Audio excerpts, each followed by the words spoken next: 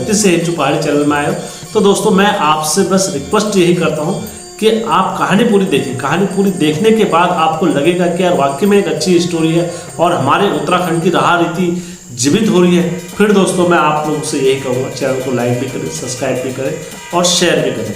दोस्तों हमेशा की तरह वीडियो में आगे बढ़ने से पहले चैनल का इंट्रो।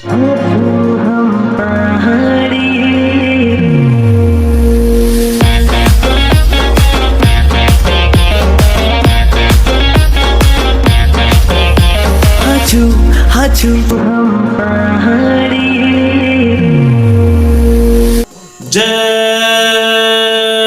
बिरकारा बजरंगी, हर हर हर हर हर हर हर हर महादेव। आप सभी भक्तों पर महादेव की कृपा और बजरंगबली का आशीर्वाद हमेशा बने रहने चाहिए। दोस्तों आज की सत्य घटना में आगे बढ़ने से पहले मैं आप सभी से विनती करता हूँ, गुजारिश करता हूँ, रिक्वेस्ट करता हूँ, यदि आप लोगों के पास भी कोई ऐसी सत्य घटना या कहीं पर आपके इष्टों ने या कुलंकारी देवी देवताओं ने ऐसे चमत्कार दिखाए हैं तो दोस्तों आप अवश्य उससे साझा करें। और मेरा यकीन माने दोस्तों, मैं उस घटना को हर हमेशा सत्य घटना समझ के ही चैनल पर अपलोड करता हूँ। तो दोस्तों आइए, जो मैं आप लोगों के समक्ष मैं घटना रखने जा रहा हूँ ये स्वयं जीवित नरसिंह देवता की कहानी है। और दोस्तों इस सत्य घटना में आप लोगों के समक्ष रखने जा रहा हूँ, इसका कहीं पर भी सरकारी रिकॉर्ड में ऐसा कुछ दस्तावेज सम्मिलित नहीं है जो मैं आप लोगों के समक्ष इसे सत्य प्रमाण के अनुसार बोलूँ। लेकिन ये गांव की दस्तावली और गांव के अभिलेख और ये गांव के आस्था और गांव के जो जीवित वहाँ के लोग पीढ़ी दर पीढ़ी लोगों को सुनाते हुए आ रहे हैं, उनकी जवानी और उनकी आत्मा और मैं ये बसी हुई कथाएं हैं, मैं वो आप लोगों के समक्ष रख रहा हूँ। कोई ऐसा सरकारी दस्तावेज इसमें नहीं है शामिल। और कई ऐसी चीज़ें हमारे गांव में जो सरकारी अभिलेखों में दस्तावेज नहीं है। तो दोस्तों मैं आप लोगों के समक्ष जीवित नरसिंह देवता की कथा रखने जा रहा हूँ। दोस्तों चमोली डिस्ट्रिक्ट में एक झिल्ली गाँव था। यद्यपि मुझसे गाँव के नाम में या कहीं पर कुछ गलती वगैरह होगी तो उस कहानी में मैं सुधार कर दूंगा, लेकिन आप मुझे उस कहानी के बारे में फिर अच्छे से बता देना, कोई जो उस गांव के उस क्षेत्र के लोग होंगे। तो दोस्तों जीवित नरसिंह देवता की कहानी मैं आप लोगों के समक्ष रखने जा रहा हूँ। एक बार आज से लमसम ये 100 साल पुरानी बातें हैं।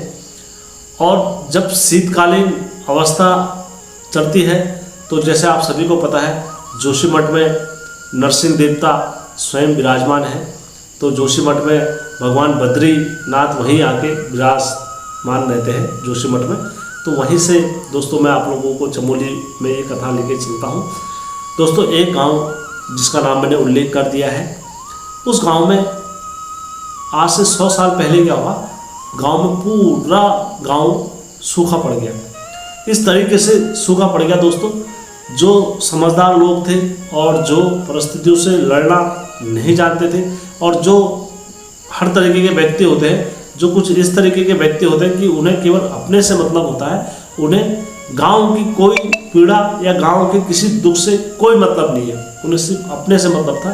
तो ऐसे लोगों ने क्या करा, उस गांव को त्यागने का, ऐसे लोगों ने क्या करा दोस्तों, उस गांव को छोड़ने का ठान लिया। और कई लोगों ने वहाँ से उस गाँव को छोड़ भी दिया। देखते ही देखते दोस्तों समय तेजी से आगे बढ़ता रहा। तो दोस्तों एक नाम मैं चिन्हित कर देता हूँ, हरिराम भट्ट जी। तो हरिराम भट्ट जी जो थे बहुत सुलझे हुए व्यक्ति थे। तो उन्होंने काफ़ी लोगों को वहाँ पर बुलाया और काफ़ी लोगों के साथ मीटिंग करी कि यार तुम गांव को छोड़ के मत जाओ, ये गांव हमारी जान है और इस गांव में हमने अपने इष्ट देवता की पूजा करी है, हमने अपने आराध्य की पूजा करी है।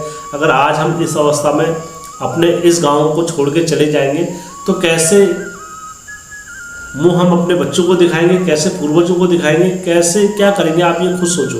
तो इसलिए आप लोग यहाँ से मत जाइए, ये गांव हमारा धरोहर है। लेकिन जाने वाले चाह रहे थे और हरिराम भट्ट जी काफ़ी लोगों को समझाते समझाते थक हार गए थे। गांव के कुछ युवा बच्चे डेली हरिराम जी के पास आते थे, बैठते थे और थोड़ा वार्ता करके फिर वो अपने अपने घरों को जाते थे। तो दोस्तों एक दिन रात को हरिराम भट्ट जी ने क्या करा, नरसिंह देवता की पूजा करी और पूजा करने के बाद नरसिंह देवता के ऊपर सब कुछ छोड़ दिया। उन्होंने कहा हे नरसिंह देवता, तुम ही हमारे गांव के रखवाले हो और तुम ही हमारे गांव के कर्ता धर्ता हो। यदि आज सारे गांव वाले छोड़ के चले जाएंगे और सब यहाँ पर धूल समान हो जाएगा और हमारे पहाड़ों को कोई देखने वाला नहीं होगा, बंजर हो जाएगा, तो नरसिंह देवता फिर हम क्या करेंगे यहाँ पर रह के। हरिराम भट्ट जी की नरसिंह देवता के प्रति बहुत आस्था और विश्वास था और नरसिंह देवता को बहुत मानते भी थे। तो दोस्तों वो नरसिंह देवता के लिए भावुक तरीके से रोने भी लग गए कि यार कैसे होगा, क्या होगा। तो हरिराम भट्ट जी सो गए, ऐसी निद्रा करते हुए सो गए। तो उसी रात हरिराम भट्ट जी को एक स्वप्न आता है। स्वप्न के माध्यम से